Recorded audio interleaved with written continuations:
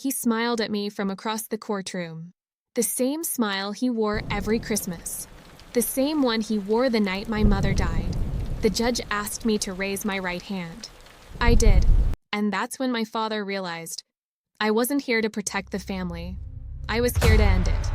If you've ever stayed quiet to survive, if you've ever smiled through betrayal, if you've ever waited for justice while everyone told you to let it go, hit like, subscribe, and settle in.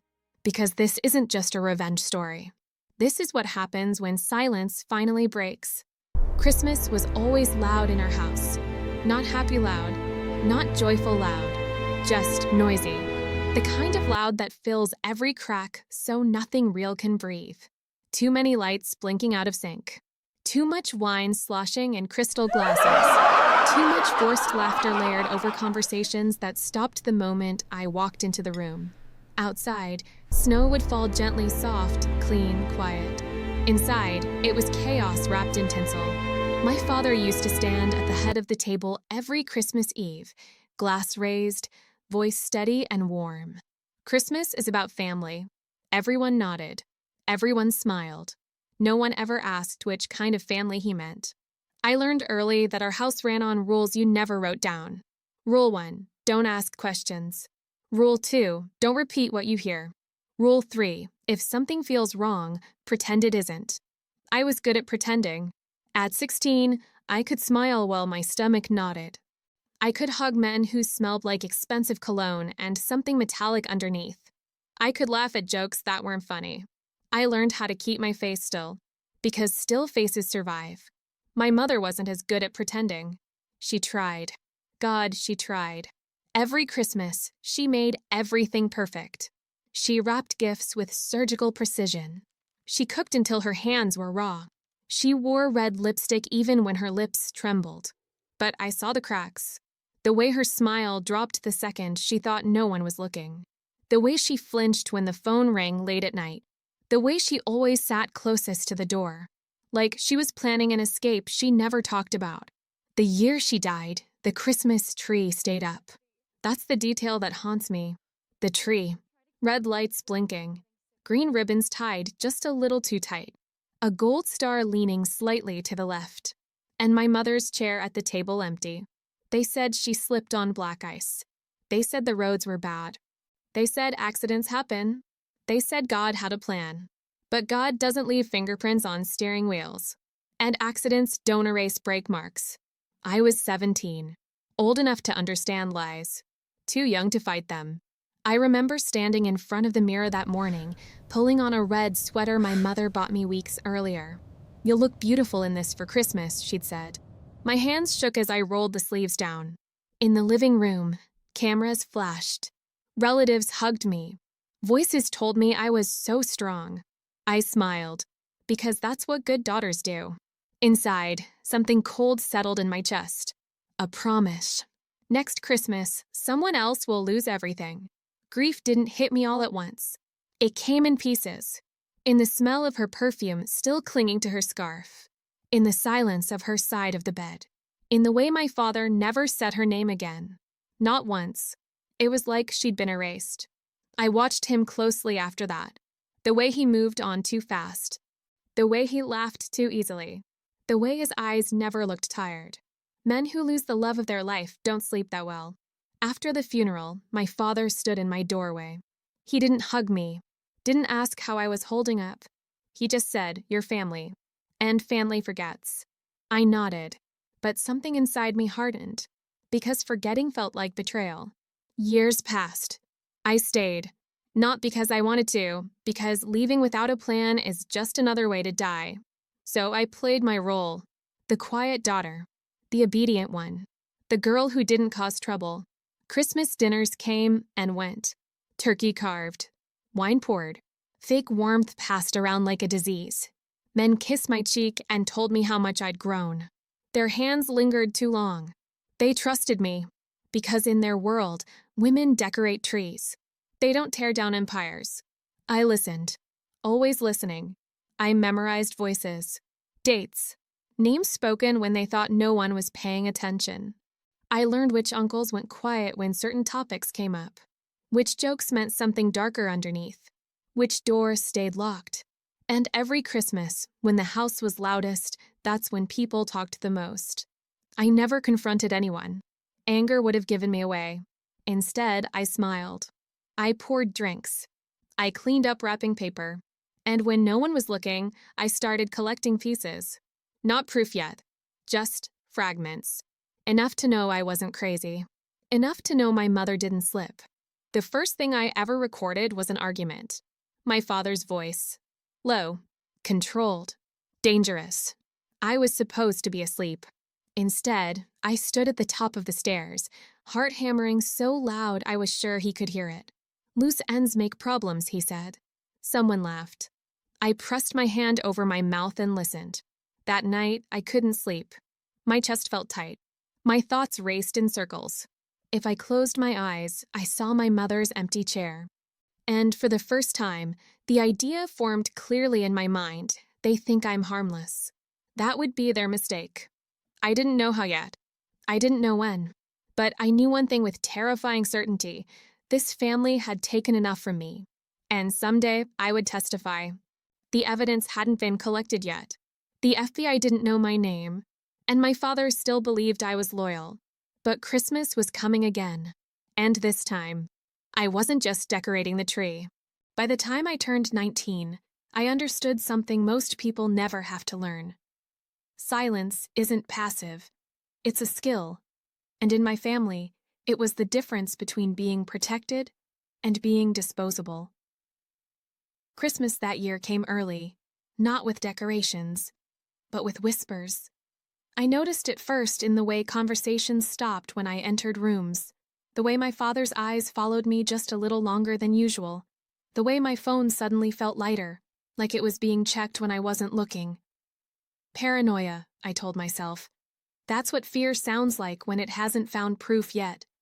The abuse was never loud. That's how they get away with it. It came in dismissive smiles, in jokes that landed like slaps, in decisions made about me, never with me. At Christmas dinner, my uncle leaned back in his chair, swirling wine. "She's quiet," he said. "Too quiet." Laughter followed. My father didn't laugh. He studied me, and then he said, "She knows her place." The room hummed with approval. My fork froze halfway to my mouth. I swallowed anyway. That was the first time I felt it clearly. Not grief, not sadness, fear. Not for my safety, but for my future. Because in families like mine, girls don't inherit power. They inherit silence. A week later, my father called me into his office. It smelled like leather and cigars. Money and authority soaked into the walls. He gestured for me to sit. I didn't. That annoyed him. "You've been distant," he said. I forced a smile. "College applications, stress." He watched me carefully. Then he said something that chilled my spine. "Your mother used to get distant too." The air left my lungs. He leaned forward. "She forgot who kept her safe." I nodded. My hands were steady. My pulse wasn't. After that, things changed. Subtly, dangerously. My schedule became monitored. My friends were reviewed. My independence shrank without permission. When I protested, gently, carefully, I was reminded of everything I owed: the house, the tuition, the protection. Protection. That word tasted rotten. The men grew bolder. They spoke openly around me now. Not everything, but enough. They assumed I didn't understand. Or worse, that I'd never dare repeat it. One night during another holiday gathering, I overheard a conversation in the kitchen. A shipment delayed. A dock inspection paid off. A problem that needed to disappear. My heart pounded as I pressed my phone against my thigh. Recording. I didn't breathe until footsteps approached. That was the moment I crossed the line. There was no going back. The abuse escalated when they sensed distance. Control always tightens before it snaps. My father started correcting me in public, interrupting me mid-sentence, laughing when I spoke, reminding me constantly who held power. At Christmas brunch, in front of everyone, he said, "Don't worry about adult conversations, sweetheart. Go help your aunt with dessert. The room laughed. I stood, walked to the kitchen, and memorized every face. That night I cried silently into my pillow, not because I was weak, because I was furious. My chest burned, my jaw ached from clenching.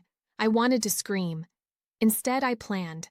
I started organizing everything: dates, times, patterns. I bought a second phone, then a third. I learned how to back up files in places no one would think to look. USB drives slid into Christmas ornaments, SD cards taped under drawers, passwords disguised as grocery lists. I didn't rush. Rushing gets people killed. The real turning point came the Christmas my father decided to help me. He invited me to dinner. Just the two of us. A restaurant downtown. Quiet, expensive, private. Over dessert, he slid a folder across the table. Inside was a photo. Me, leaving a cafe, with a man, a friend, harmless, normal. His voice was calm. "You're being watched," he said, "for your own good." I looked at him then, really looked, and I saw it.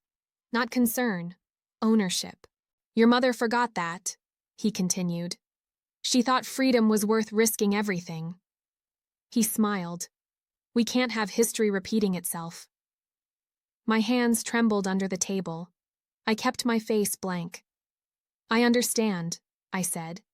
And in that moment, I stopped seeing him as my father. He was just another man who thought fear was love. That night, I made my decision. I wouldn't run. I wouldn't confront. I would document every word, every threat, every crime. And when the time came, I would burn it all down, legally, publicly, irreversibly. Christmas came again. Lights went up. Lies followed. But something was different this time. I wasn't surviving anymore. I was waiting. And somewhere deep inside me, a quiet certainty settled. They thought Christmas made them untouchable. They were wrong. The room hummed with approval. My fork froze halfway to my mouth. I swallowed anyway. That was the first time I felt it clearly. Not grief, not sadness, fear, not for my safety, but for my future. Because in families like mine, girls don't inherit power. They inherit silence. A week later, my father called me into his office. It smelled like leather and cigars, money and authority soaked into the walls. He gestured for me to sit. I didn't. That annoyed him. "You've been distant," he said. I forced a smile. "College applications. Stress." He watched me carefully. Then he said something that chilled my spine. "Your mother used to get distant too." The air left my lungs. He leaned forward. "She forgot who kept her safe." I nodded. My hands were steady. My pulse wasn't. After that, things changed, subtly, dangerously. My schedule became monitored. My friends were reviewed. My independence shrank without permission. When I protested, gently, carefully, I was reminded of everything I owed. I had the evidence. I had the pattern. I had the resolve. All that was left was timing, and Christmas was coming. By the time I turned 22, fear had changed shape. It wasn't sharp anymore. It didn't spike my heartbeat or steal my breath. It settled. Heavy. Constant. Like a hand resting on the back of my neck, never squeezing, just reminding me it could. That was how my father controlled people. Not with explosions. With pressure. Slow. Patient. Unavoidable. The Christmas after the restaurant dinner felt different. Not louder. Not quieter. Just watched. Every movement I made felt recorded even when no cameras were visible. Every word tasted measured before it left my mouth. At dinner, my aunt asked me about school. I answered politely. My uncle interrupted to correct me on something I hadn't gotten wrong. My father smiled. Approval. I lowered my eyes. Compliance. Inside, my thoughts ran fast and jagged. They're testing me. Control escalates when predators sense independence. My phone started losing signal randomly. My car needed unexpected maintenance. Friends stopped answering my texts, later admitting they'd been warned to keep distance. Concern, they called it. Protection. I started walking instead of driving. I memorized routes, exits, blind spots. I learned how long it took for fear to fade after footsteps passed behind me. The breaking point didn't come from violence. It came from humiliation. Christmas Eve. The house packed. Music too loud. People drinking too much. I was in the kitchen when my father called for attention. He tapped his glass. Everyone turned. "I want to make something clear," he said casually, like he was announcing dessert. My spine stiffened. "She's been under a lot of stress," he continued, nodding toward me. "Grief does things to women." The word women landed wrong. "So if she seems distant or confused sometimes." He shrugged. "Family understands." Laughter. Polite. Uncomfortable. My chest tightened. I felt heat crawl at my neck. My hands curled into fists at my sides. Confused. Unstable. Just like my mother had been painted. I looked around the room. No one defended me. No one met my eyes. That's when it clicked. This wasn't about love. It was about narrative. He was laying groundwork. Planting seeds. Making sure that if I ever spoke, I'd sound unreliable. I excused myself and locked the bathroom door. The mirror reflected a girl I barely recognized. My jaw clenched so hard it hurt. My eyes burned, but no tears came. I pressed my palms against the sink. Breathed. Once. Twice. This is how it starts, I thought. This is how they erase you before you open your mouth. That night, I didn't sleep. I sat on my bed with my laptop open. Files spread across the screen. Audio recordings. Photos. Logs. They weren't enough. Not yet. Evidence isn't just truth. It's proof arranged so no one can ignore it. And suddenly, I understood what was missing. Pattern. Over the next year, I became obsessed. Not frantic. Focused. I tracked dates. Cross-referenced shipments with disappearances. Matched payments to accidents. I learned legal language. Statutes. Burden of proof. Chain of custody. I watched court footage late at night with the volume low. I practiced testifying alone in my room. Out loud. Until my voice stopped shaking. They noticed the change. Predators always do. "You're different," my father said one night. I smiled softly. Growing up. He studied me. Then he nodded. That worried me more than anger would have. The real fracture came with Marco. My cousin. The golden boy. He was sloppy. Always had been. Too much ego. Too much drinking. One night, he cornered me on the back porch during a family gathering. Snow drifted lazily around us. "You think you're smarter than us," he said, leaning too close. I smelled whiskey on his breath. "I don't think about you at all," I replied. The truth slipped out before caution could stop it. His smile vanished. "You're not your mother," he said quietly. "She forgot her place. You'd be smarter not to." My pulse roared in my ears. "Is that a threat?" I asked. He laughed. "No," he said. "It's advice." That night, I recorded him. Not directly. Indirectly. I guided the conversation. Asked questions I already knew answers to. Let him brag. Let him talk. He always did. The recording was clean. Clear. Damning. When I listened to it later, my hands shook not from fear. From certainty. That was the moment. The shift. The fear didn't disappear. But it changed sides. I reached out to a number I'd memorized years earlier. A tip line. Anonymous. At first, I gave them a taste. Nothing traceable to me. Just enough to pique interest. Enough to get a call back. The agent's voice was calm. Professional.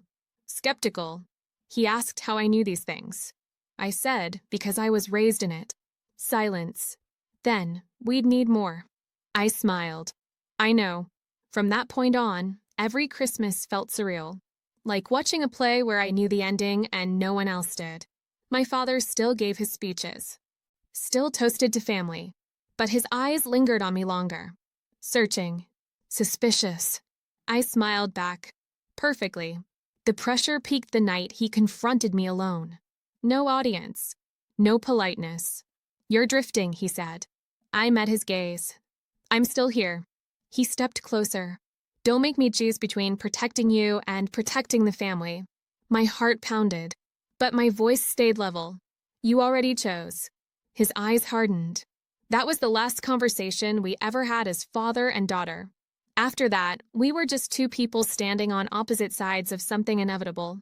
I walked back to my room that night, closed the door, and sat on the floor. My body shook, not with fear, with adrenaline, with resolve. I pulled out the final drive, the one labeled holiday music, and I whispered the words I'd been building toward for years. I'm ready. The revenge was done. But the aftermath, that's where the real weight lives. The quiet after everything ended felt strange. Not peaceful, just unfamiliar. I woke up every morning expecting noise, raised voices, footsteps outside my door, but nothing happened. Only the soft hum of the heater, only my own breathing. I sat up slowly, letting my body realize I was safe. My life became smaller. A new name, a new address, a new routine. I practiced signing my name on scrap paper, again and again. At first, it didn't feel real. It felt borrowed. They moved me to a town where nobody looked twice at anyone. People complained about traffic, about coffee prices, about weather, normal things. I got a job at a small bookstore. The first day, my hands shook while shelving books. Not from fear, from disbelief. No one was watching me.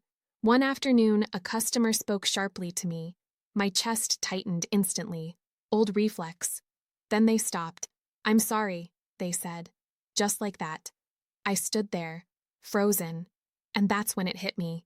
Power doesn't live everywhere. At night, I still thought about my mother. I found myself holding a mug she would have liked. Something warm, something simple. I imagined her sitting across from me, smiling softly. Not proud, just relieved. The memories didn't disappear. They softened, like sharp edges slowly worn down by time. I still remembered the lights, the voices, the long dinners, but now they didn't control me. On Christmas Eve, 1 year later, I sat alone. A small tree in the corner. One string of lights. Nothing loud. Snow fell outside the window. I watched it for a long time. For the first time, Christmas felt quiet. Not empty, just honest. I used to think justice would feel loud, like applause, like victory. It didn't. It felt like exhaling after holding my breath for years. People like my father believed silence meant loyalty. They believed fear meant respect. They were wrong. Silence was survival, and speaking was freedom. I didn't lose my family. I escaped a lie. Now, when someone says Christmas is about family, I understand it differently. It's about safety. It's about truth.